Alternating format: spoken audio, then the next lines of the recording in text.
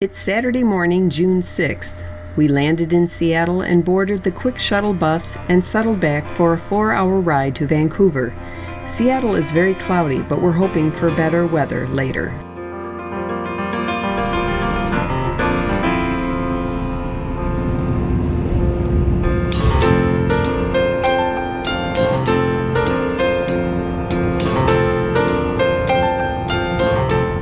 Vancouver is a vibrant city with many things to see and do. We stayed at the centrally located Grand Residence condo complex in West Vancouver.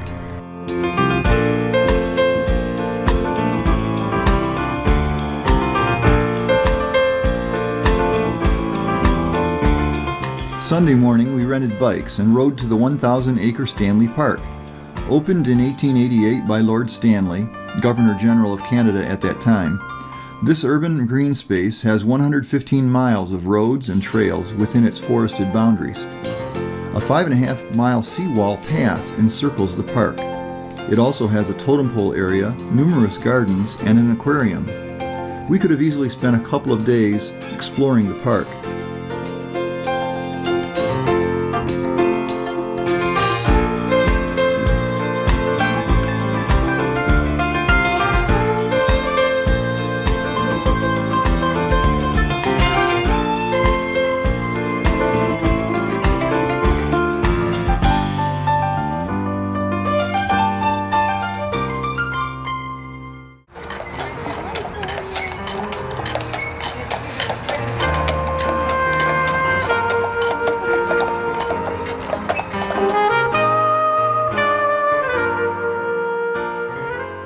We continued our ride along English Bay to Granville Island. It is filled with shops, restaurants, and a produce market. Street performers gave it a fair-like quality.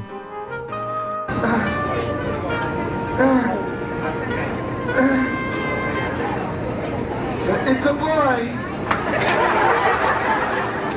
The racket goes down my way. Leo.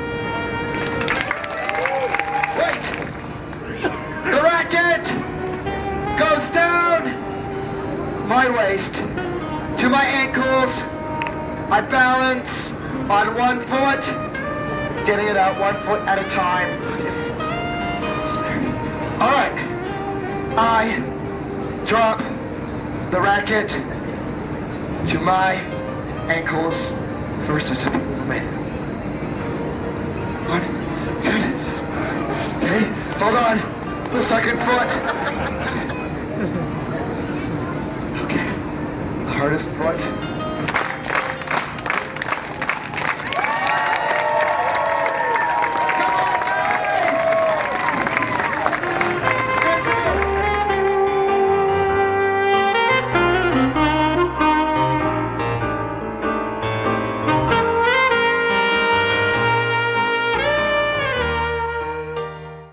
Vancouver is home to North America's third largest Chinatown.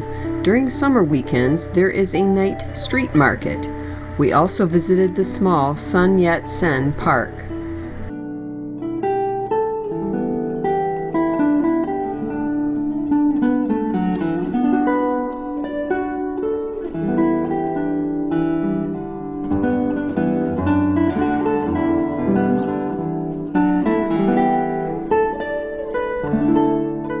From there, we walked to the southeastern side of English Bay, past Science World and many small parks and condos.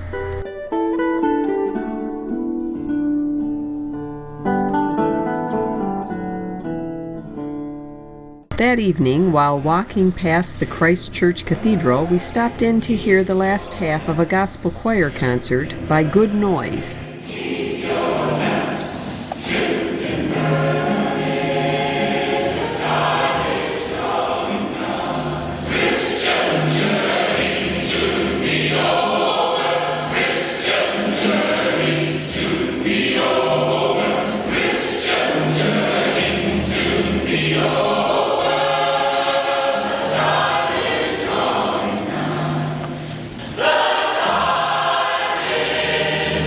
is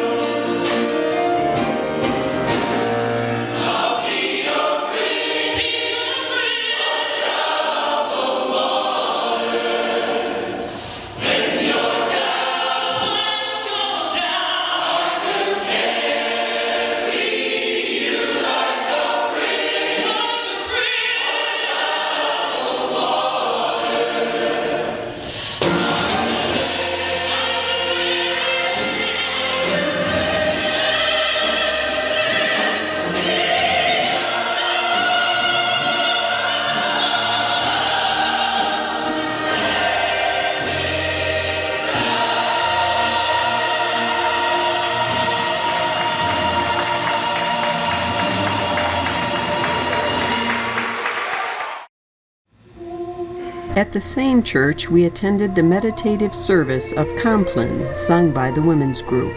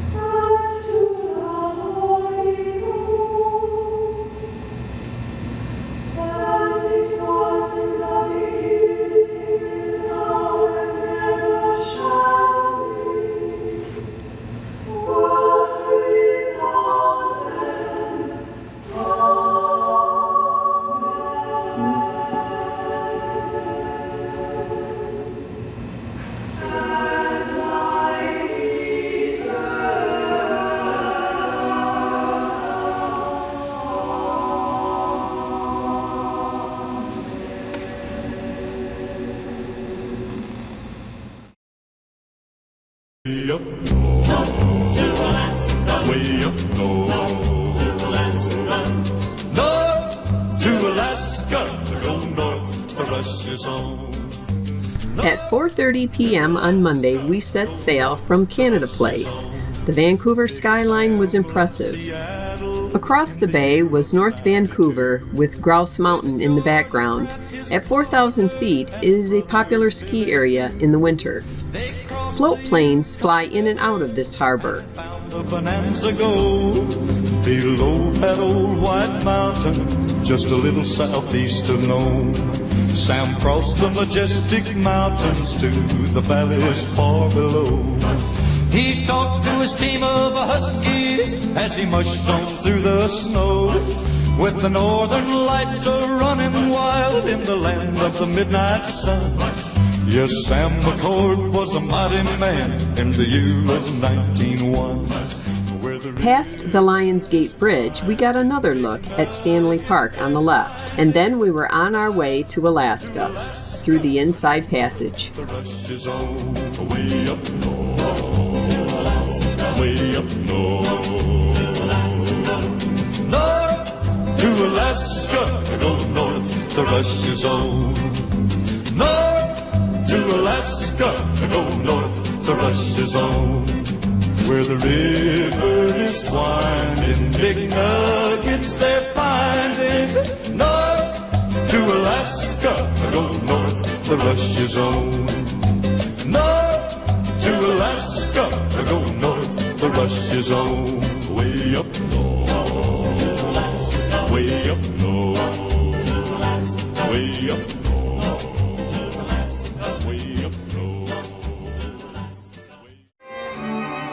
This was our first trip aboard a Princess ship. The Island Princess had a more subdued decor than the Carnival ships that we had been on. Built in 2003, it is 965 feet long and holds 1,970 passengers. Because this ship is thinner than some of the others we've been on, it is able to go through the Panama Canal in the winter. Still, we never felt crowded. It did have a covered pool and whirlpool, nice for Alaska travel. We had an inside room, but just down the hall was a deck across the front of the ship, just under the bridge, which was great for our filming.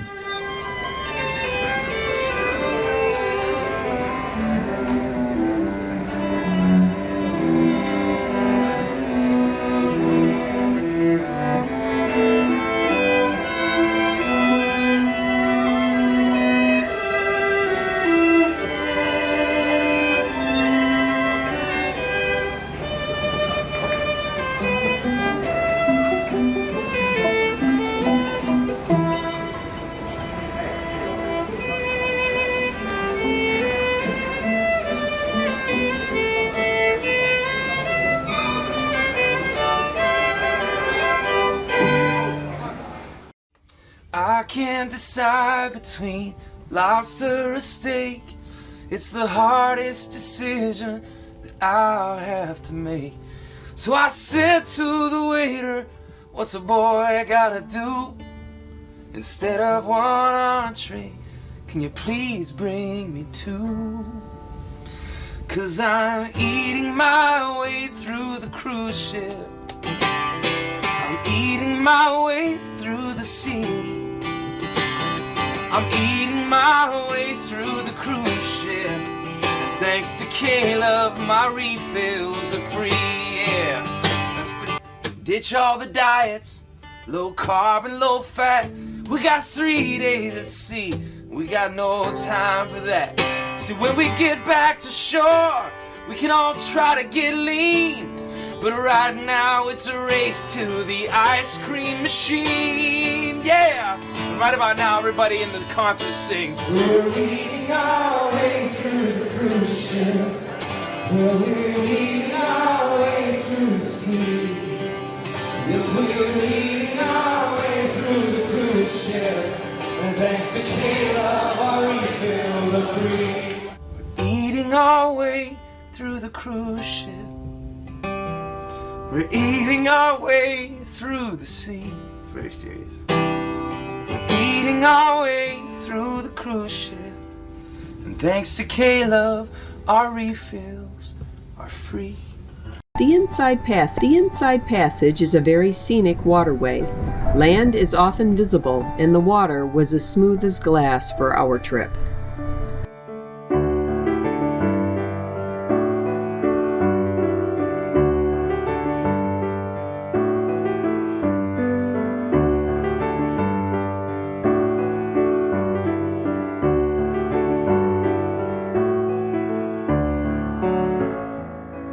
Our first port of call was Ketchikan, a town of approximately 7,000 residents. It lies in the Tongass rainforest and gets 152 inches of rain per year, the heaviest in North America.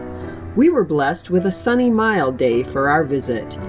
The economy for the town is salmon fishing and tourism.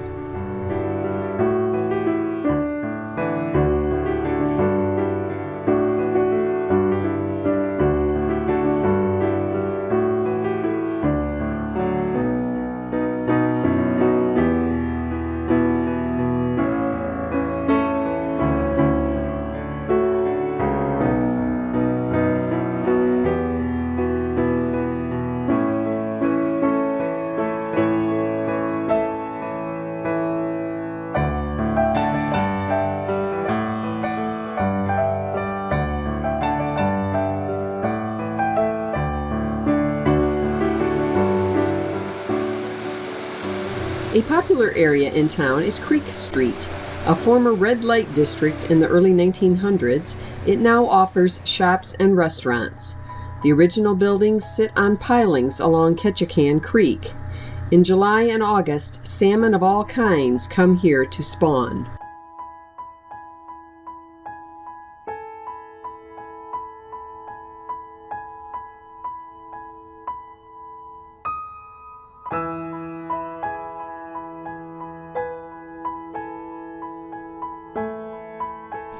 With limited time in port after walking around town, we did our only excursion, a sea kayaking trip. We paddled across the Tongass Narrows to Snow Island. Along the shore, we saw sea cucumbers and starfish, along with a couple of bald eagles overhead.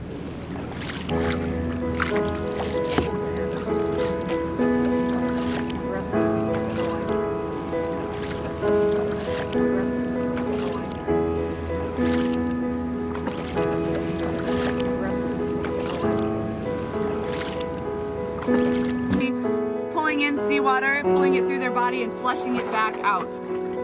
So they eat smaller sea stars. They'll also eat those crustaceans like mussels and clams.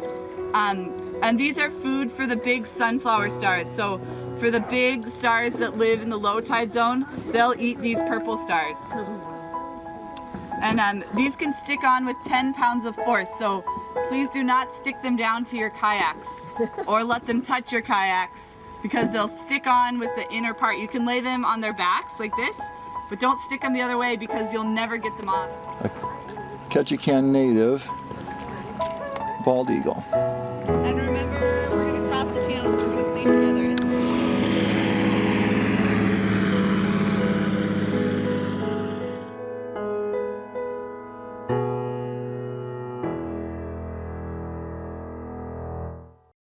After whale watching, we were dropped off at Mendenhall Glacier.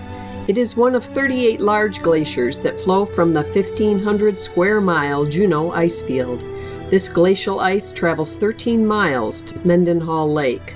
Along the way, it grinds the bedrock to a flour consistency, giving the lake its somewhat murky color. Good afternoon, everybody. My name is Lori Craig. I'm one of the lucky ones.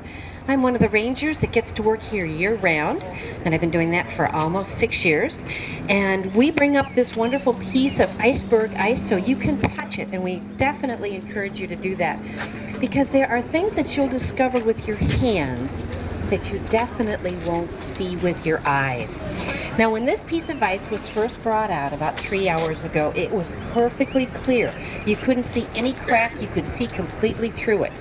But now, as it's out of the lake and it's starting to technically and literally come apart at the seams, you have the chance to see how it got put together by nature. Ice and glaciers are made up of snow. Snow is heavy and wet up here, and it falls and compresses into ice over time. It's very dense and very pure.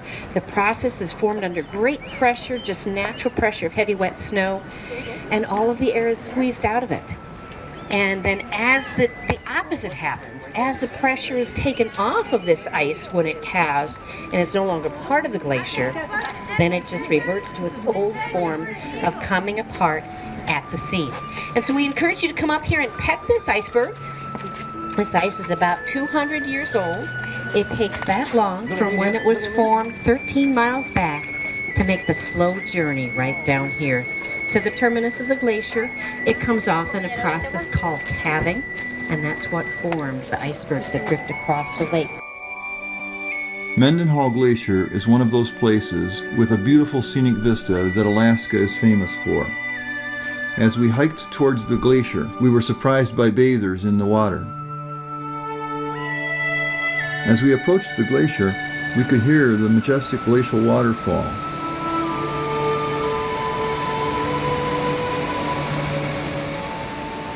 Getting to the glacier required some climbing over large rocks, and then we saw the waterfall more closely.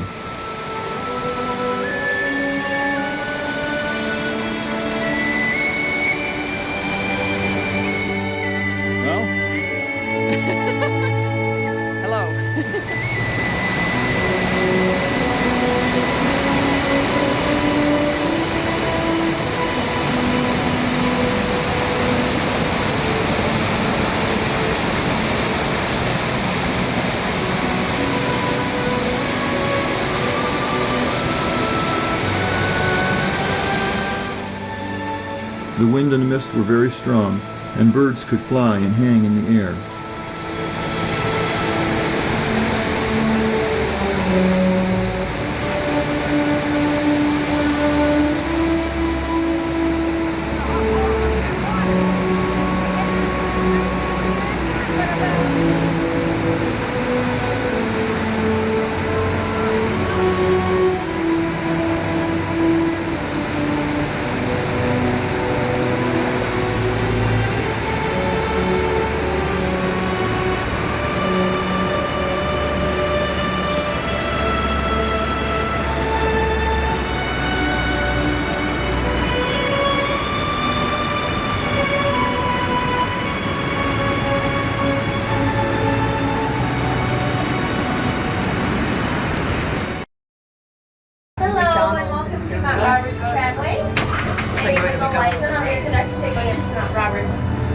This tram is owned and operated by Global Incorporated, a local native corporation. It took a year and a half to build at a cost of $17 million. If you look across Gassoo Channel, we have Douglas Island. It is 17 miles long and 5 miles wide. It holds 10% of Juneau's population. If you look down here to the left, you can see the remains of A.J. Meyer Processing Mill. It was in operation from 1960 to 1944. It closed during World War II due to all the war activity at that time. While in operation, it recovered over $88 million in gold. Today's economy, that would be worth $2.7 billion.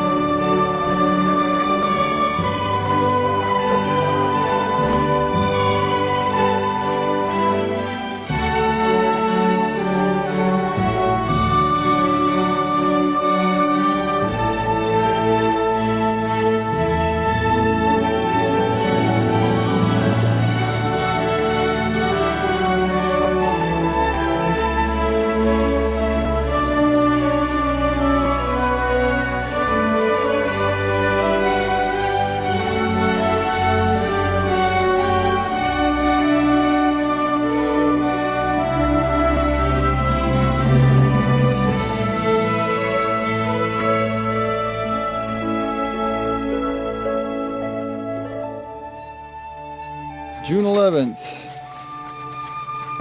2009, Juneau, Alaska. This is a summer day. A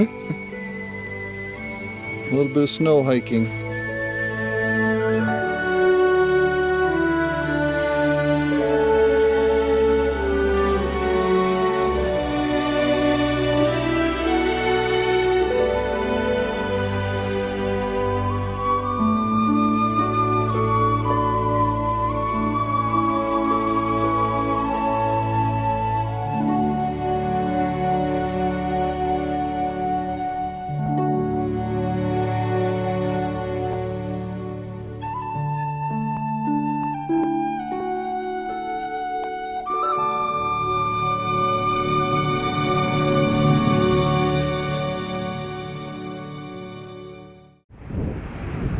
Alright, it's June 11th. We left Juneau and we're on our way to Skagway.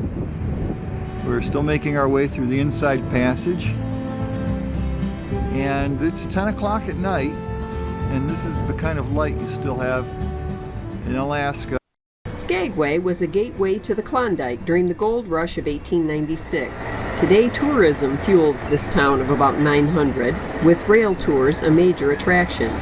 We hired an independent driver, Dai Dave, to drive us to Emerald Lake in the Yukon. What's with the hat? I'm Dave. Where are we? We're in Skagway. I'm Dai Dave from Skagway. We had arranged an excursion with Dai Dave, a local who is easy to find through his trademark top hat. He asked if we wouldn't mind wearing the top hat for a moment while he had to make some arrangements so that others could find our group. Michael Haney said he could do if they'd only let him try. No. If they'd only let him Absolutely. That bear could jump into this window before you could close it. A large bear will leap 30 meters like a rabbit. So there's a 10-foot bear, guys. That's 10 feet from him. He assured us that he would show us a 10-foot bear. What actually happened is that he pulled the van to the side of the road within 10 feet of a bear, thus keeping true to his promise to show us a 10-foot bear. Dai Dave claimed to be a newcomer to the area, being that he had only moved there 46 years earlier. He was a scruffy man with a bushy mustache, always quick with a joke and a tall tale to tell. to build the bridges. They set the charges, bringing down the granite walls, blasting down those granite walls. We made it into the Yukon Territory and stopped at Carcross to get our passports stamped. Carcross was originally called Caribou Crossing for the large herds of caribou that used to cross there, but during the Klondike Gold Rush, the herds were decimated. Today, this small town relies on tourism for its industry. Carcross Desert is considered the world's smallest desert, 1 square mile. It was formed during the last ice age when lakes deposited silt. As the lakes dried up, the dunes were left. Today, strong winds from Lake Bennett make it difficult for vegetation to grow. Okay. If you're on the coast, there are Sitka roses. If you're up here, there are Arctic roses. Okay. Same roses. Somebody rose up and declared that. Emerald Lake's unique colors are due to sunlight reflecting off the marl lakebed composed of calcium carbonate clay and decomposed diatoms, a one-celled photoplankton. The shallow lake has low oxygen levels and therefore no fish. At Touchai Lake, actually inside British Columbia, I think, or maybe near, I don't know if we've crossed back from the Yukon Territory or not.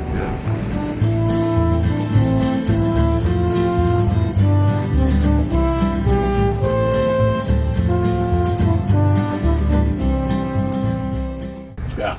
Don't you wish you had it back home when you have to? Yeah, really. When my dandelions are sprouting. That's right. Well, that, and if you had disagreeable neighbors, you could say, "Bear, go meet the neighbors."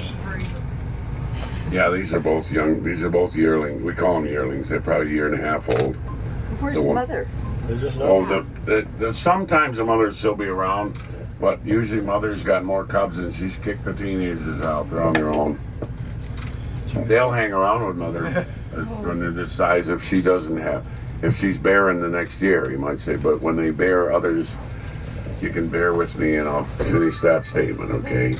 So when they bear other little bears, then they kick out the teenagers. They don't have two types of cubs with them. Just one set at a time. Is he really dangerous as much as his mother would? Oh, you know what's really funny about that? It's kind of sad, but one of the worst cases of bear mauling in recent history was somebody ran over or ran into and killed a sow, and the people that were almost right, I mean the sow was laying in the road dead, and some well-meaning people jumped out and grabbed the cub, picked it up. They were going to take it to a zoo, and one woman died from picking that cub up. They are very dangerous. Because the cub was... It was cute, but it's also trying to get away from her with those long claws. Oh, yeah. It disemboweled the woman. It killed her. Gosh. She ran out and grabbed it like a child. And it just raked her open. And it was strictly from self-defense. The poor little bear was just trying to get away from her. Yeah. But that's how dangerous they are because let's just say they're dangerously cute. Yeah. Yes. Yeah, that's the standard black. The black bears here have the little white tuft in the middle of the chest. That's a very standard marking on them here. You drop two rubber duckies in on each branch, one on each side. The one on the left is going to the ocean in about 16 miles. The one on the right is going to the ocean by way of Canada, about 2,000 miles. We are back in Alaska, and I'm pointing to where Skagway is located on a map. We are also back to cloudy weather again. The 110-foot Moore Bridge was named for Skagway's founder. The single cantilevered bridge was built in 1976 to cross an earthquake fault line.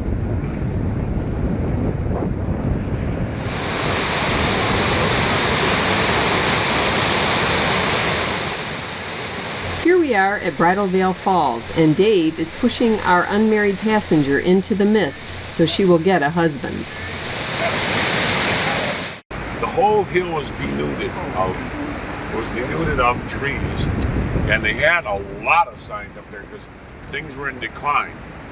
So then people would put their billboards up so that one ship every week or two pull in. They wanted to see their sign. They advertised where you can get booze, where you can find women, you can find whatever. And that was Currambee, who had a Watson Clock repair shop. The rails wind from the White Pass, leading to a river swift and cold. Up that river swift and cold.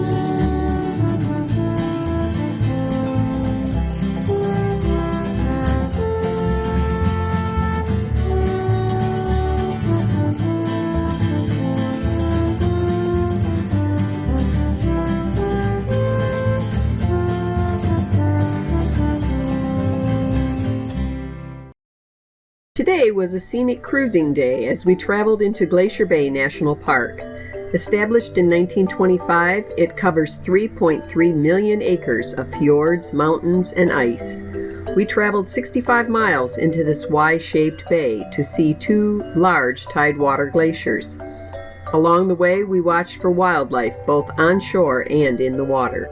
A naturalist on board provided a nice commentary on what we were seeing.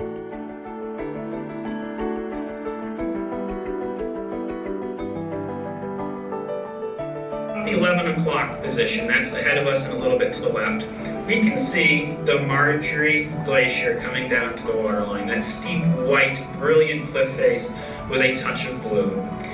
The Marjorie Glacier is our first major highlight of the day, and we'll be here for a full hour.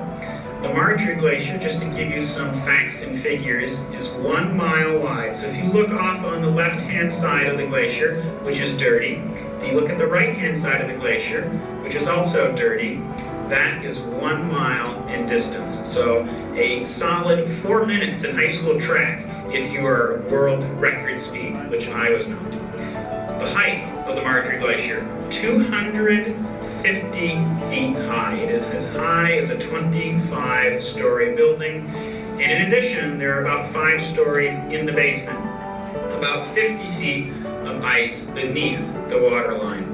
The Marjorie Glacier snakes up into the mountains 21 miles. So to put this in perspective, to make this more than just numbers, take a moment to think about your home where you live and some destination about 20 miles away, a friend's house, shopping center, be it what it may, connect the 2 spots, 2 locations with a glacier. In places like southeast Alaska, by which I mean to say places that are relatively warm as far as glaciers go, that have steep mountains and a lot of snow, the glaciers are fast. The warm temperatures melt some of the ice such that there is a layer, a very thin but a real layer of liquid water at the bottom of the glacier. We're talking a fraction of an inch, but it lubricates the glacier. The mountains are tall, the valleys are steep. So we have a lubricated glacier on a steep slope and a lot of snow landing at the top, a lot of snow pushing down the ice ahead of it. So that makes our glaciers, Olympic in speed, like that Olympic track star doing the distance of Marjorie in 4 minutes. This glacier is doing a journey down the mountain in only 200 years. So in general, the age of the ice that we're looking at in the front of the Marjorie Glacier off on the left report-hand side, 200 years in age.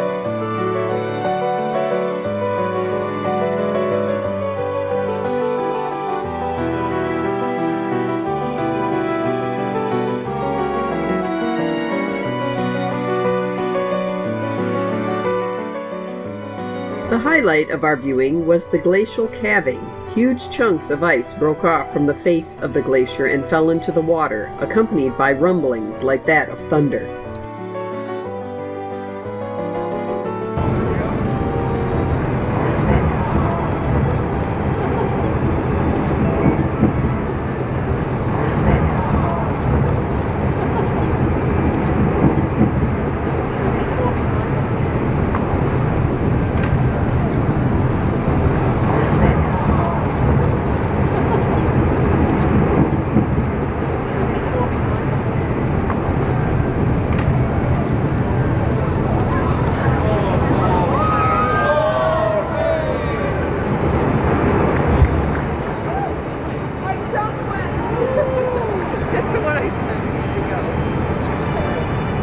Marjorie Glacier, the one we're looking at over there on the left-hand side, is like an unfrosted cake. The Grand Pacific, which we can see directly ahead and a little to the right, is like a frosted cake. What we look at is just the veneer. We're looking at icing, the dirt, the sediment, the rock. It's just a thin layer, and underneath that is hundreds upon hundreds of feet of ice. The Grand Pacific Glacier directly ahead is about 150 to 200 feet high, so about, let's call it a 17.5-story building. But if we were to go back a few miles on the Grand Pacific, the thickness would be 800 feet of ice. The Grand Pacific Glacier up there, it carries so much debris because there is a glacier that joins it, called the Ferris Glacier, that moves over rock that is very weak and prone to breaking. So the glacier has an easier time than the Marjorie in eroding that rock and moving it down here to the water.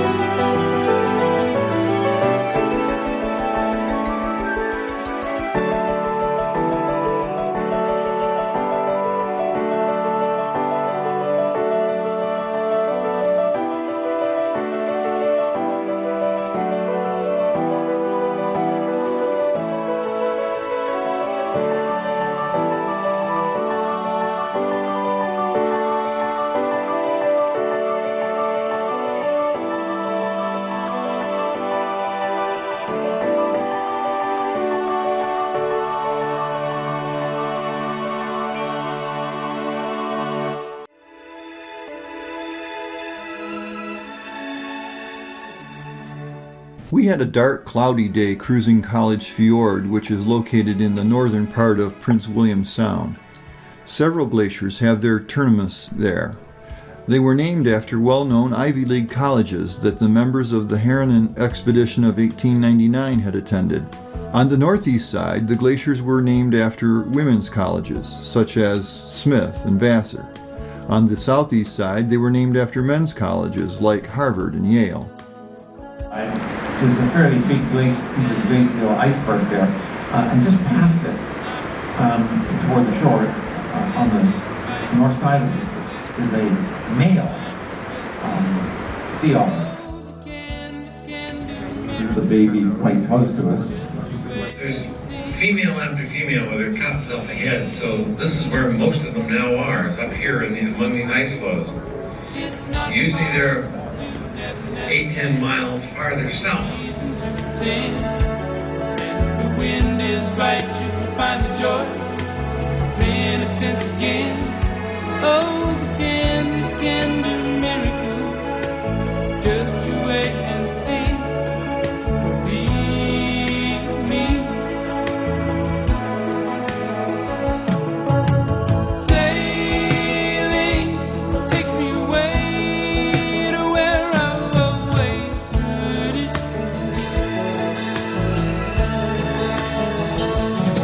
Just a dream of the wind that carries me. Soon I will be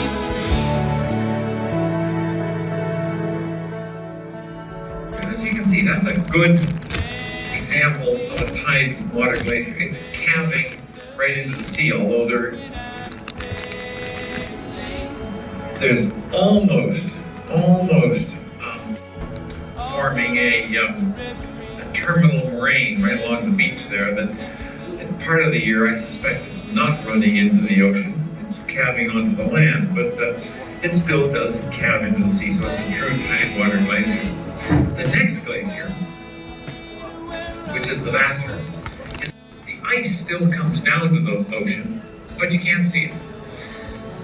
If you look up, you'll see the Vassar is the second one. You'll see after the Wellesley, that big green dome. Well, that's just the headland of that mountain. Then you see a lot of gray, and above it, some ice. But the green below the gray, and the gray itself, the gray is the rocks that are actually sitting on that glacier as it's melting back. And it's been melting back for a sufficient number of years that gravel has already grown up a whole layer of small scrub, birch, and alder. And then if you come down to the real terminal part of that glacier, it's actually got fairly good trees already growing on it at the water's edge.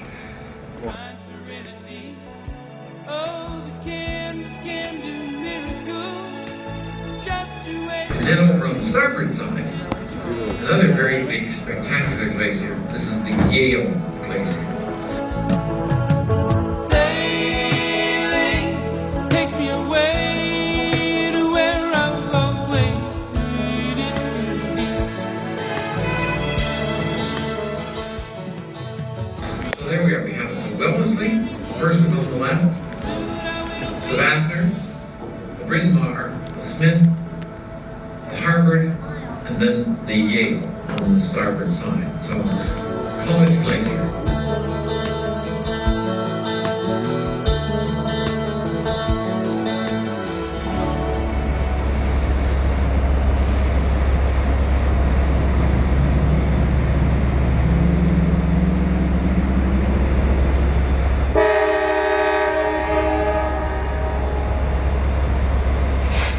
Our Alaskan cruise had proved to be peaceful and awe-inspiring, but our great Alaskan adventure had much more in store for us.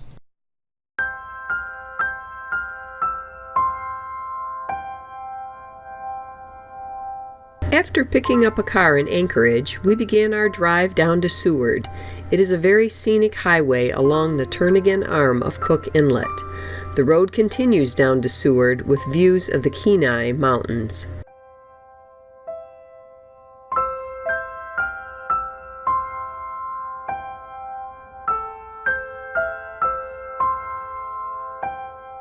Just outside Seward, we stopped at Exit Glacier. We joined a ranger-led hike and then explored on our own.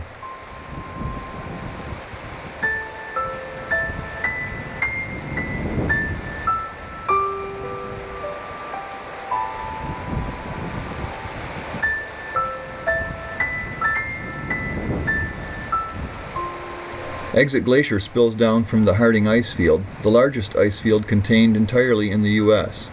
It receives over 400 inches of snow each year. In the summer, the edge melts, creating many little streams. We were able to get up close to the glacier by crossing the outward plain, but got our shoes pretty wet in the process.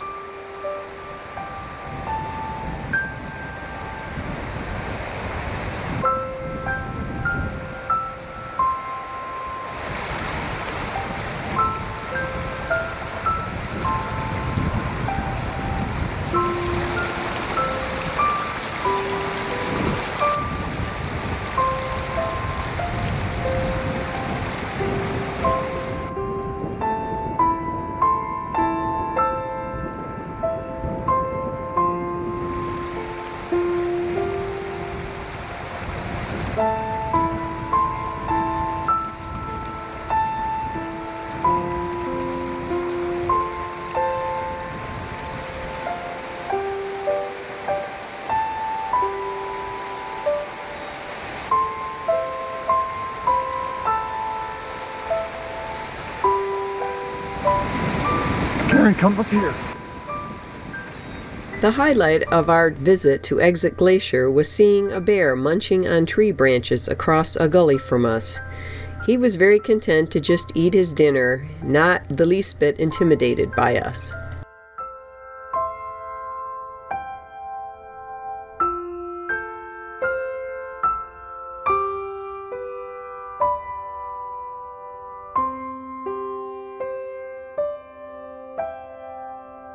After a tasty burger and fries at Salmon Bake Restaurant, we checked into Bear Lake Lodgings, a homey place with host Britta and Trooper the dog. Since it was still light outside, we decided to paddle out on the lake.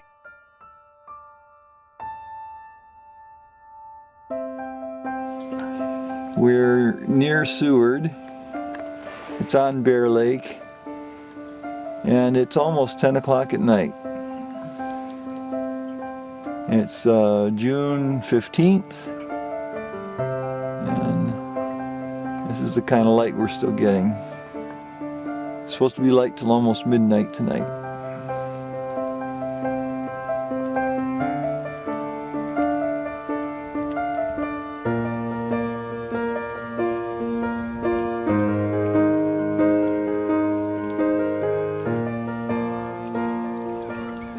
Alright, now it's well past 10, going on, what, 11 o'clock, Karen? 20 minutes to 11, and it's still daylight. Blue sky. And we're talking 11 p.m. at night. Anyway, I think that is Ascension Mountain. And this one over here is Resurrection Peak, which we can see from our bedroom window. But this is out on Bear Lake.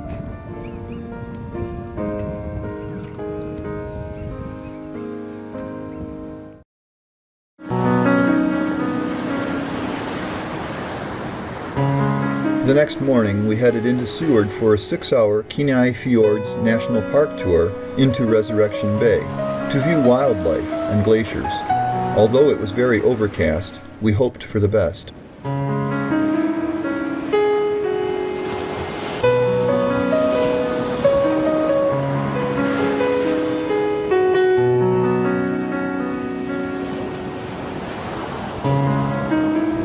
Of their lives is spent like this, resting on their backsides. The other 10% is in their quest for food because they have a very high metabolism rate, one in which the sea otter will have to consume in a 24-hour period 15 to 20% of their total body weight. Going over like this has dual purpose. First of all, this guy's an old timer, he knows we're here. He's just going to turn around, let you get a good look at it. Secondly, when he rolls over like that, he's putting air in between the layers of hair. And you're looking at an outer coat here that has 600,000 plus hairs per square inch, layered long and short. This allows the sea otter buoyancy, it entraps the air, also acts as an insulating blanket. And they always keep those paws up on them. Those paws, very adept at grasping. They bring a rock up, set it on their chest, and then they can take that shellfish with those little paws of theirs and crack it on that rock. It's pretty amazing to see it feeding.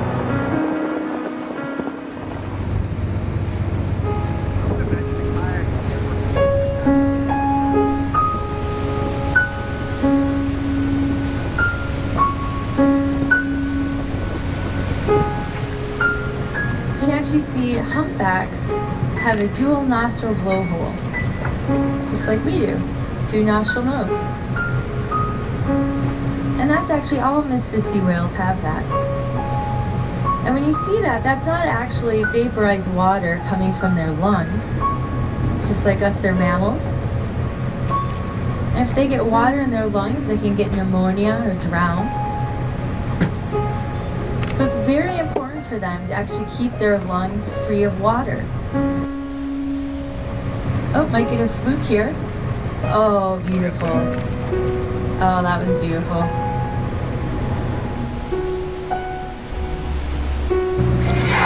Just 3 swipes of their tail, they can bring themselves straight out of the water. To give you a size indication of these whales, if you look at the very front of their nose, their rostrum, or the front of their head, and go back to their dorsal fin, that's 1/3 of this animal's body length. So it looks like we have 2 older whales here. They don't look totally fully grown, but no calves here.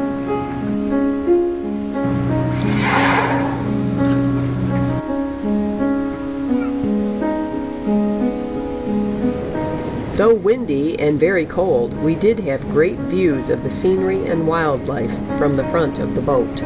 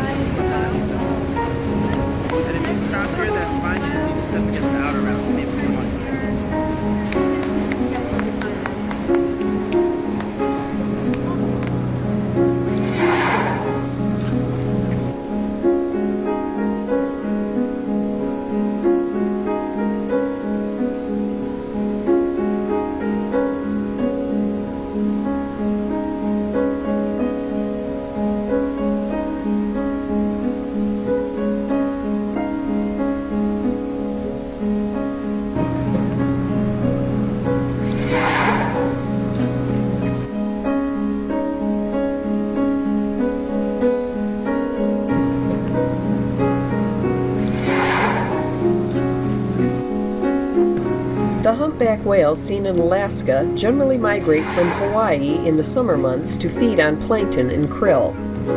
Now these large humpbacks will actually be eating a ton of food a day.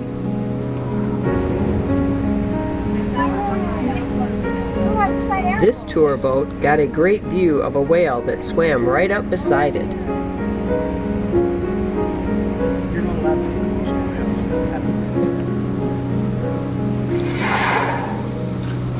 Some people would say, oh, look at that. This whale is giving these guys a great view, and this boat is pretty.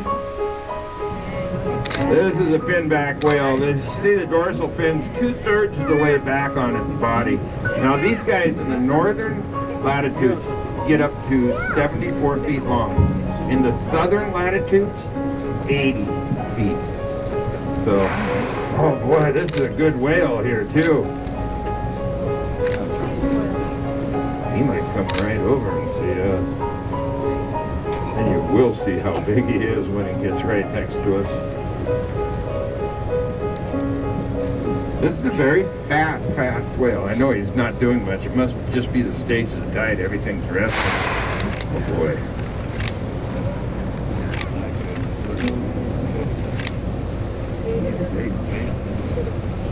Now, if you look real hard, if you look up towards the front of the whale there, where the rostrum, the snout is there, and his jaw, he's got a chevron that lays there, and that's how he startles little fish into tight groups. Throughout the bay, We saw many rocky outcroppings or islands that were places for seals and birds to gather.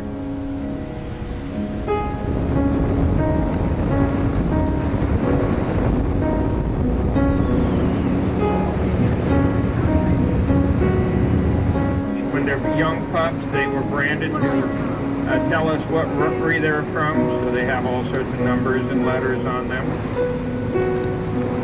You can see they have articulating flippers. And they are the deepest diving of the Elsids. They lay their pear-shaped eggs right up on these ledges.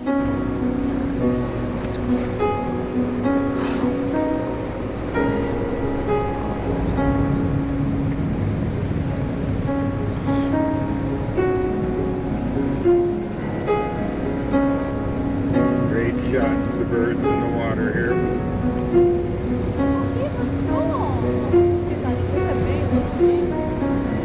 And we of course don't want to startle them like that.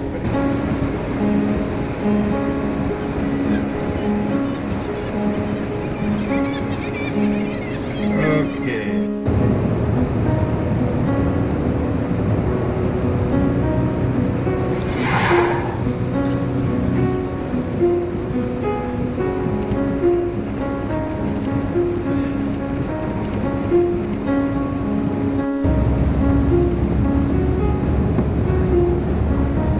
Here is a tidewater glacier where the captain took us for a closer look. Or if you get a big chunk of ice, and I don't see any out here, but if you get a big chunk of ice, it's called a growler. So between us and the ice field, it starts to open up with all sorts of crevasses, where you see the different colors of blue. It's really evident. And you can see where that piece just fell. That is the area that I'm talking about. Well, that's my piece. We can leave. I think that whole thing's moving, so you might want to keep looking there. A short attention span here.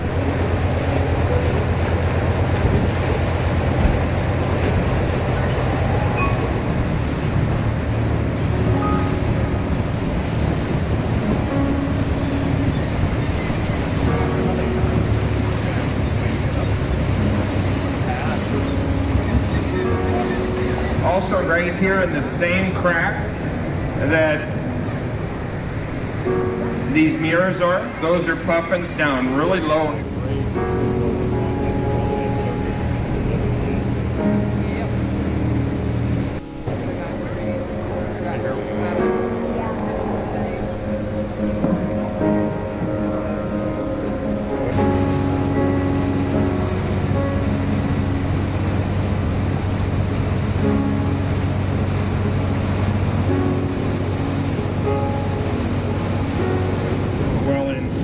So I'll just name it today. You've seen some of the beauty of the area.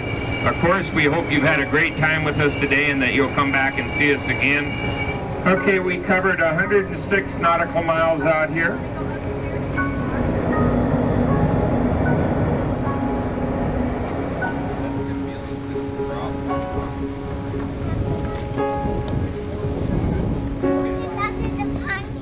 After our boat excursion, we headed to the Alaska Sea Life Center, which is not only a public aquarium, but also an ocean wildlife rescue center.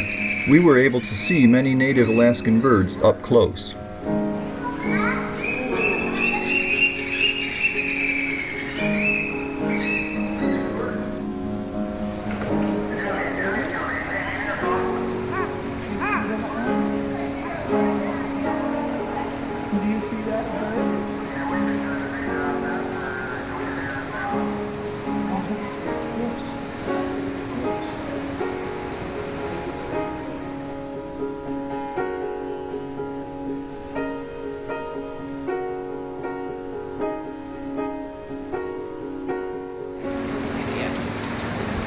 My name is Gwen.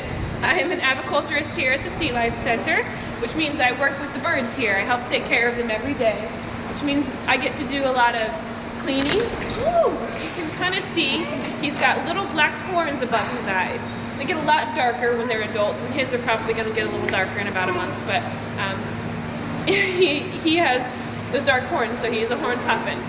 The bird that I just had, Dory, who's just coming back here for a little more fun, she's a tufted puffin, like that one that's on top of those logs over there, has the long golden tufts behind their eyes. That's why they're called tufted puffins.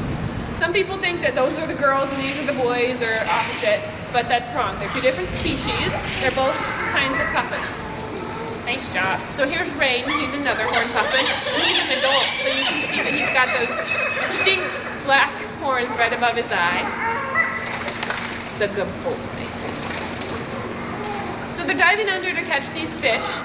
They eat quite a bit throughout the day. The puffins here end up eating about 35 pounds a day for all of the birds in here. We've got about 60 birds. So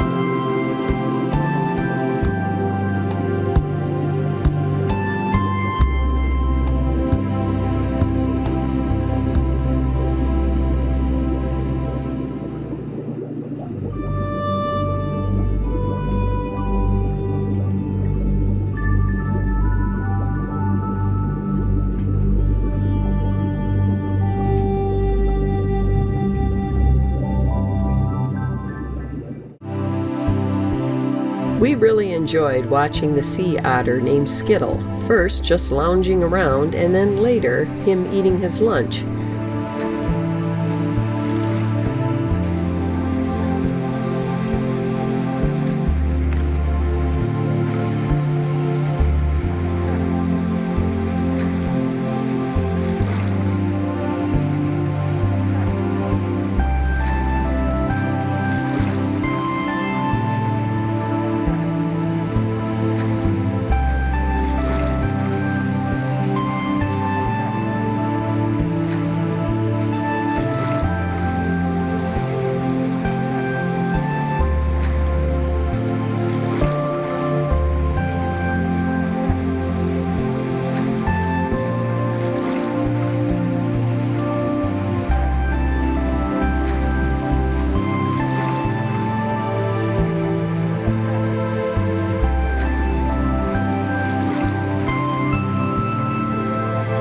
Sadly, we found out later that he died on July 22nd after removing a drain cover in his habitat and getting stuck in the wastewater pipe. This is a salmon hatchery at Bear Lake. It also manages the return of sockeye salmon to Bear Lake by counting them and determining their sex.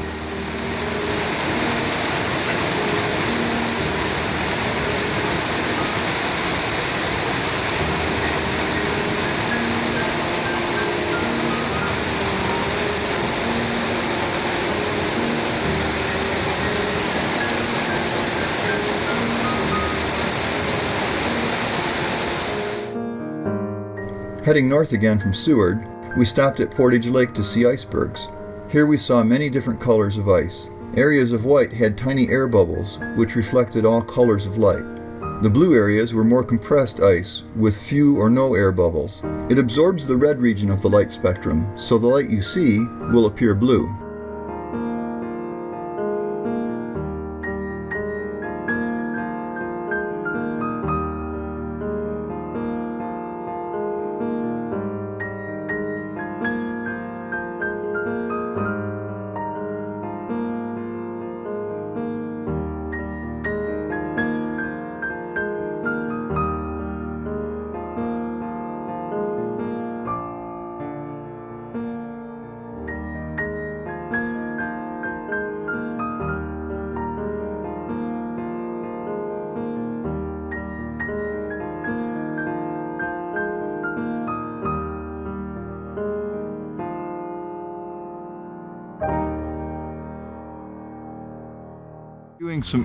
Doing some elk at the Alaska Wildlife Conservation Center.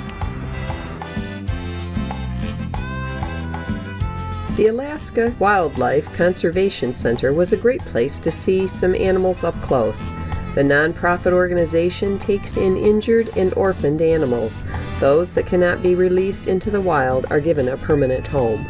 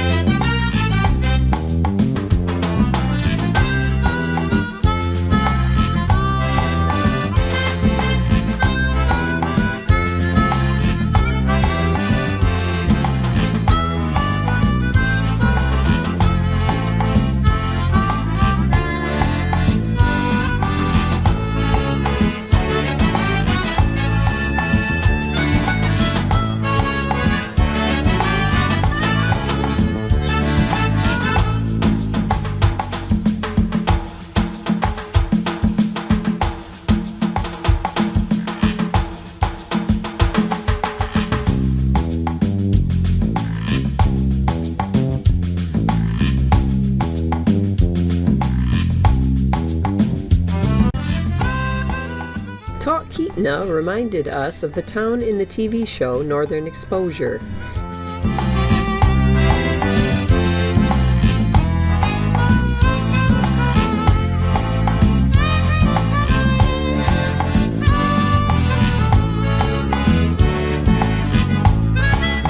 Here we booked a flight-seeing trip to see Mount Foraker, Mount Hunter, and Mount McKinley.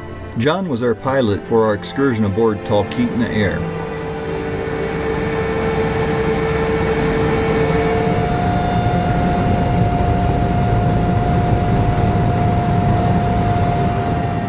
Our plan was to land on a glacier, but weather conditions prevented that. We altered our flight plan to fly higher, punch through the clouds, and view the tallest peak in North America, Mount McKinley.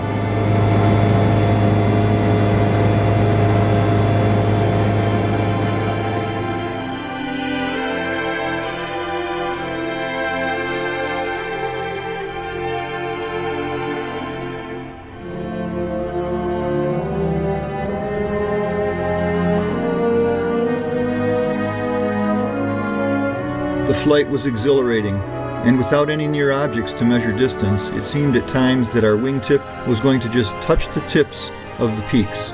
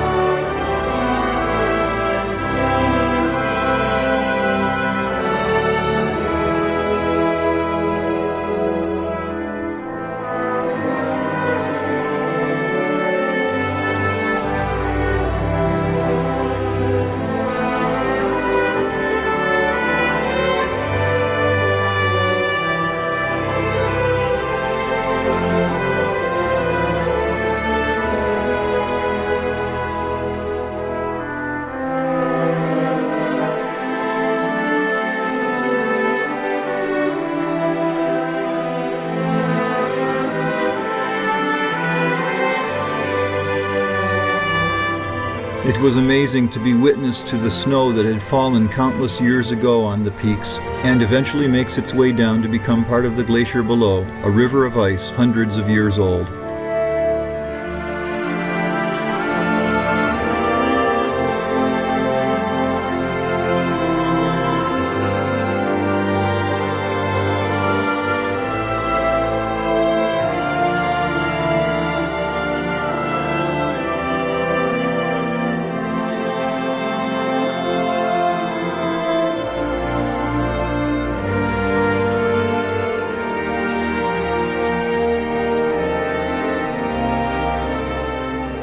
It was fascinating to see areas where the top layer of the glacier had cleared to reveal the deep blue pools of ice below, ice so compressed that the oxygen has been removed, leaving the deep blue color.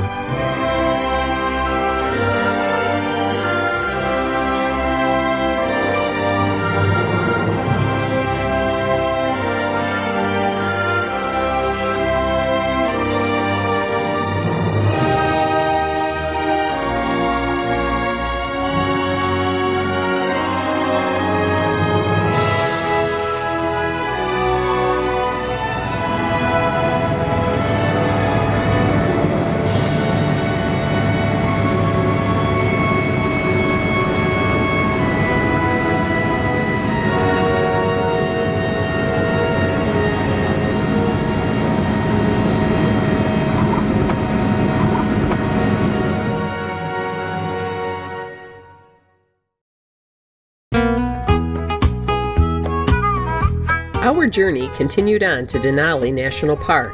We stayed in the town of Healy at Park's Edge Log Cabins.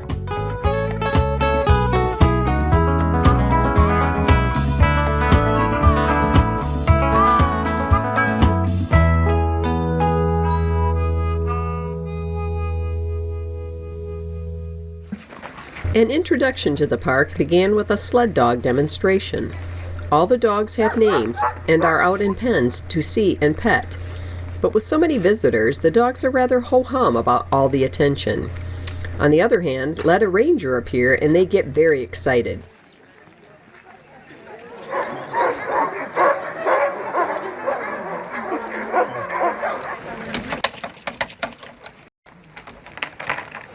Sit.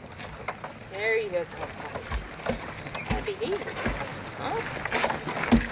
All riled up about. I think Sam wants to play. Maybe a bit, yeah.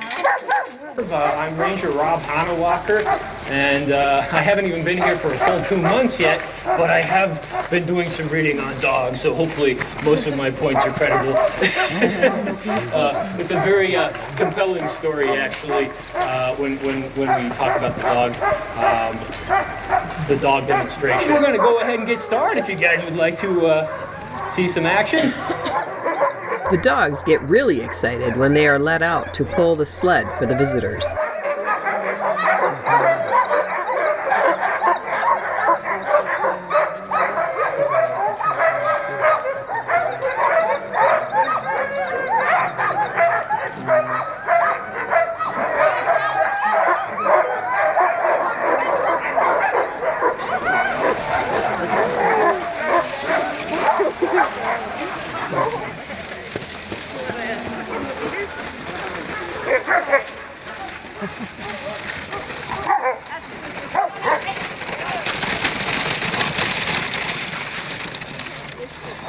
Can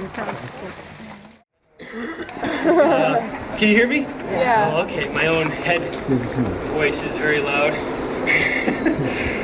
Yes, it's very exhilarating. These guys, their optimum temperature when they're actually running is like 10 below zero. So they're very efficient. They love what they do.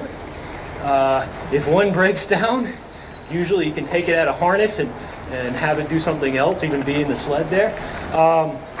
And this sled here was built as a replica of some of the old style. This would be pretty similar to what the first rangers of Denali National Park would have been using.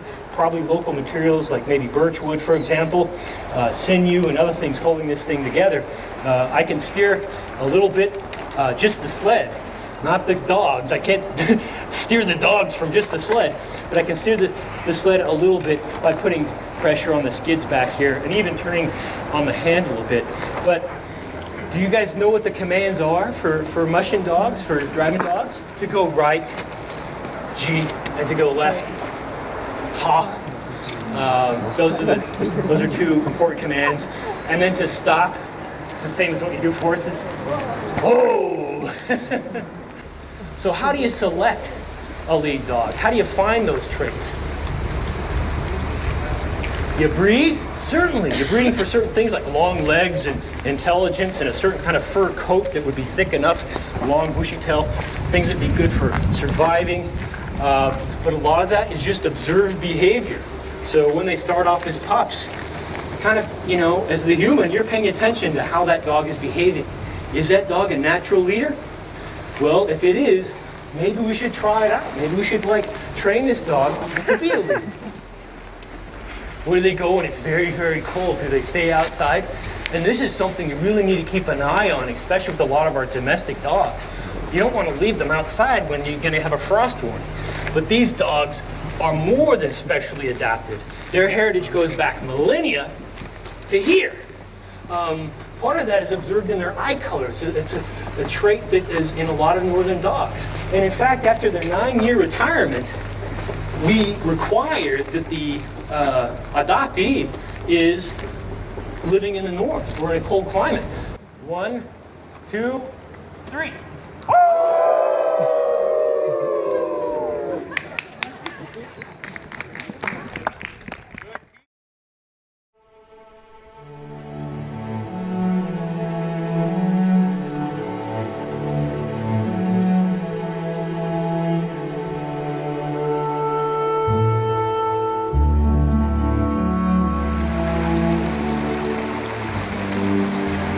Denali National Park has a few trails near the visitor center that we were able to hike. But to really see this massive park, you need to take a tour bus or a green shuttle bus. Beyond mile 15, the park road turns to gravel, and private car traffic is prohibited. We elected to take the 8-hour round-trip Eielson Visitor Center shuttle bus going 66 miles into the park. It was a rainy, cloudy day, but we were still hopeful to see some wildlife.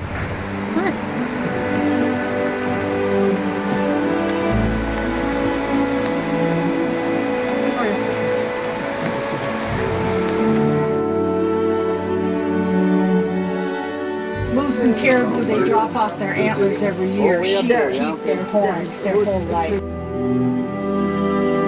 Ask that you would stay on the road surface. They want to keep this area pristine from bears, so they want to keep it that way. They don't want us all hiking it around here.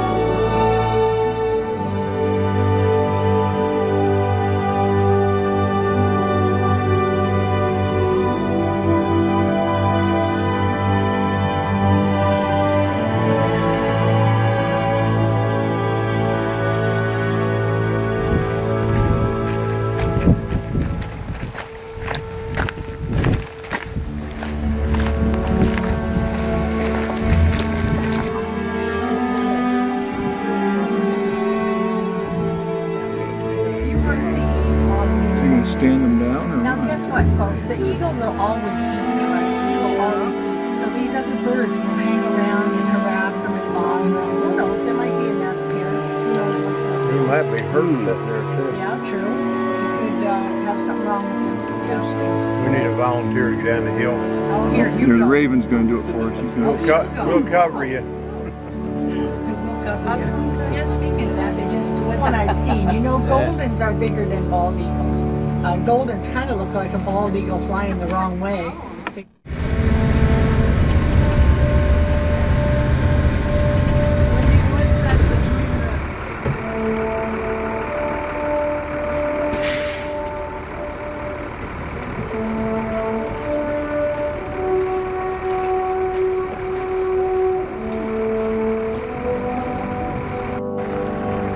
Caribou herd out here in Denali is dwindling.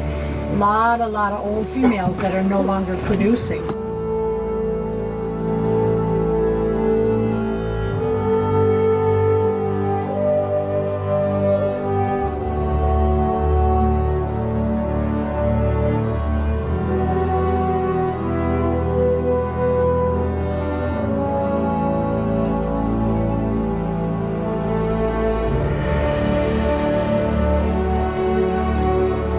At the Eielson Visitor Center, we were able to get off the bus and stretch our legs for a few minutes.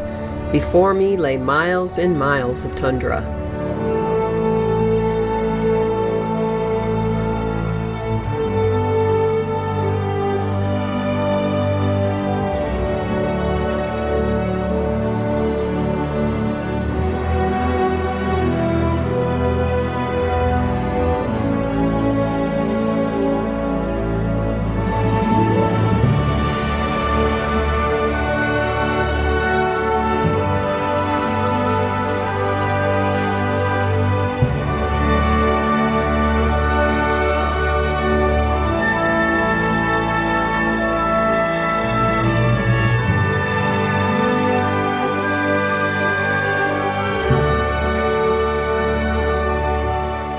Just after our Eielson stop, we had a good wolf sighting. He jogged ahead of the bus for quite a few moments, giving us lots of time for pictures. After that thing, we keep moving.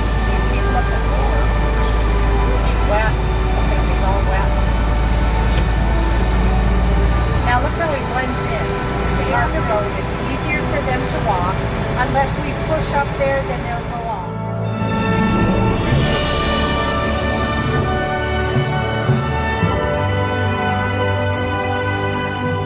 Wolf sightings are actually quite uncommon, as there are so few of them in Denali National Park. Their population was down from 90 the previous year to 65 throughout all of Denali's 6 million acres.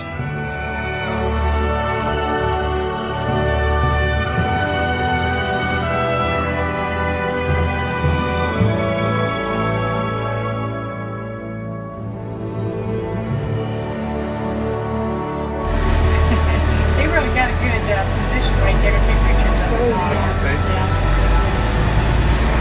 Picture. You think, I don't want the bus in the picture. Take the picture. That's what we see in the magazines, right? The wolf and the bus and oh, he can go get him something there. He heard something. Right all around it. Yep, there you go.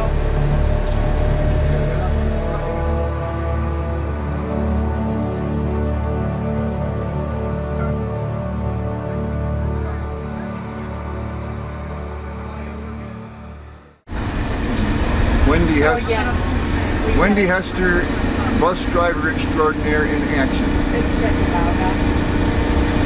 So we'll, she's got it pointed in the right direction, so this is a good thing. The trip was long and started out a bit dreary, but as we made our return trip from the Eielson Center, we were rewarded with wildlife sightings of all the major animals within the park. You see all on his shoulders and things. No, he's got a completely he's a different, golden. Now he's turning. He's got a different color on his head, but you look at his shoulders and things, and if he would... Yeah, that's not an eagle, bald eagle anyways. No, if it would fly, you could see the difference in its coloring and things. Yeah, he's a golden. Look at him, and they're huge, folks. He's got something dead on the ground, too. They say their wingspan He's protecting is it. wide as this bus, 7 to 8 foot wide, an adult. Can you imagine? There's a raven right alongside of it.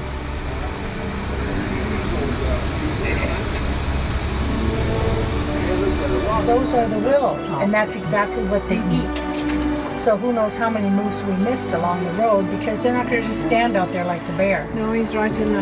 Yeah, right in the thick of it. Right in the thick. There.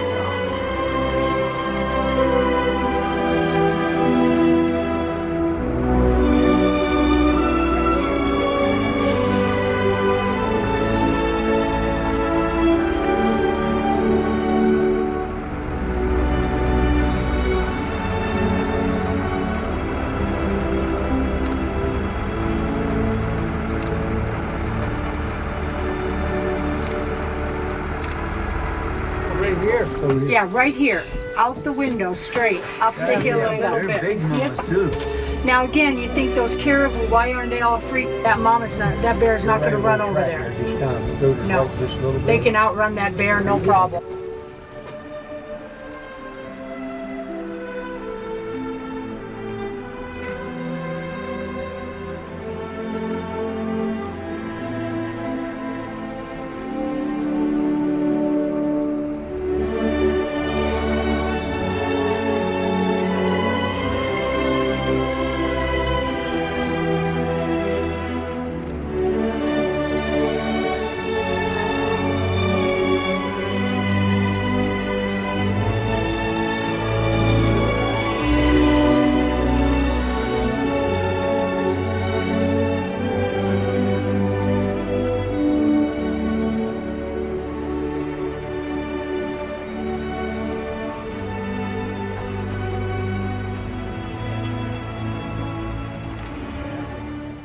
After our Eielson bus trip, we hopped on another bus for one more hike along Savage River. The trail goes 1 mile into a canyon before crossing the river and winds back to the park road. Here is a ptarmigan, Alaska's state bird, and some baby chicks.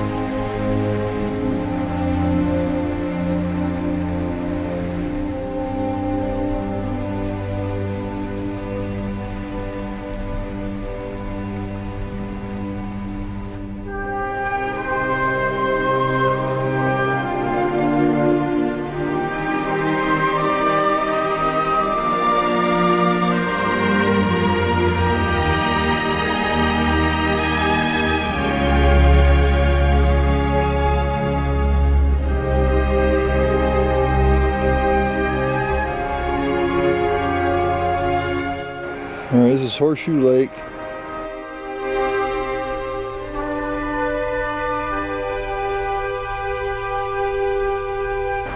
And this is the Beaver Dam.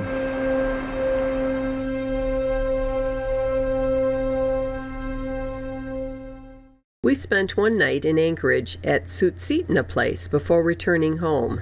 It is centrally located, and we walked all around downtown Anchorage, noticing all the beautiful flowers which had been planted. It was only June 20th, but the plants had matured dramatically thanks to the extra hours of daylight. Also, while in Anchorage, Norm and I took time to visit the Alaska Native Heritage Center. It is a museum and cultural place for Alaska's 11 groups of indigenous people. Outside, we walked through native dwellings situated around a small lake.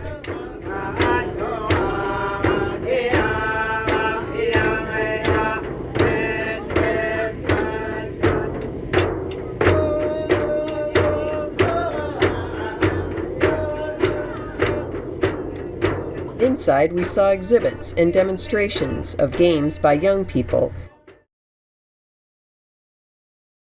And again, this game was done by the women and children. Traditionally, junior would be old enough to go out hunting by now. Elbows length apart and their feet have to be together. They just have to push each other up balance with just their hands. So, Andrew won.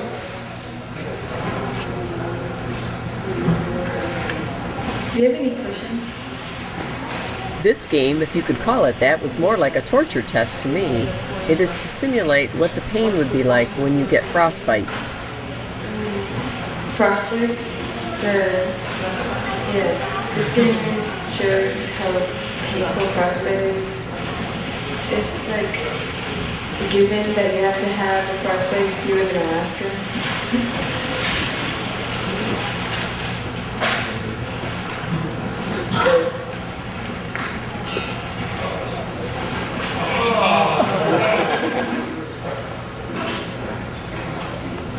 Ready, set, go.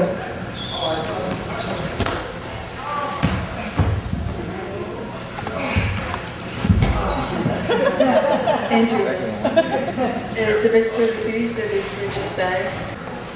This is a very painful game. Ready, set, go. I think someone is going to end up with an Excedrin headache. This one right here is called the Alaskan High Kick. In this event, we do have women and men do the same event, just not together. So Flora would be on the same kickstand as us. We'd have about 6 other kickstands.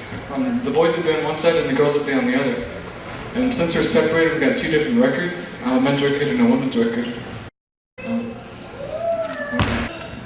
have different moves. Like here in Alaska, we like to show body control. Where your base hand is, there's an imaginary 180-degree line behind you. You can't hang on the other side of that.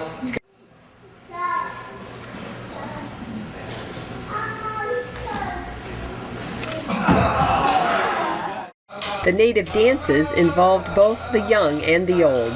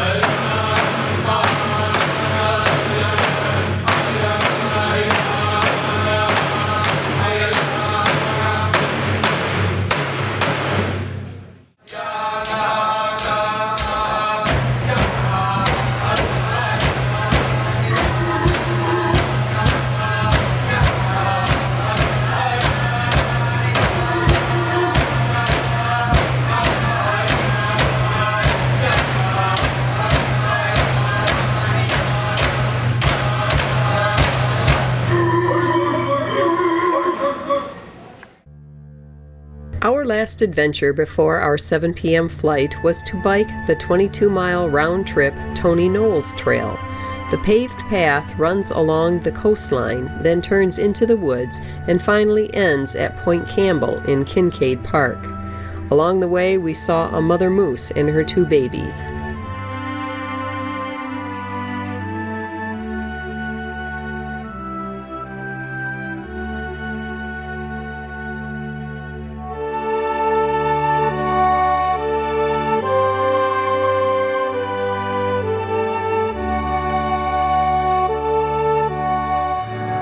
We will forever remember our Alaskan adventure with an impression of the natural solitude and grandeur of this wildlife frontier.